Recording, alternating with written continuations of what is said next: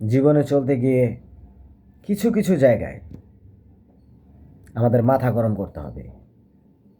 Yes, জীবনে চলার পথে কিছু কিছু স্পেসিফিক এরিয়ায় মাথাটা গরম করতে হবে।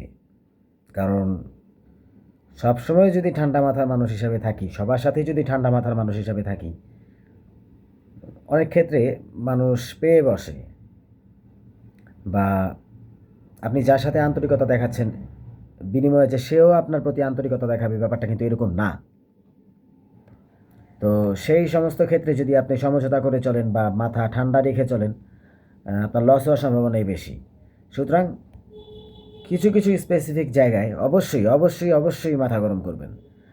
মাথা যেমন ঠান্ডাও রাখতে হবে, মাথা যেমন গরমও রাখতে হবে। গরম মাথার একটা ফায়দা কিন্তু আছে, অনেক ভালো একটা ফায়দা আছে। সুতরাং মাথা ঠান্ডাও রাখবেন, মাথা গরমও রাখবেন। কিছু স্পেসিফিক জায়গায় এমন গরম করবেন একদম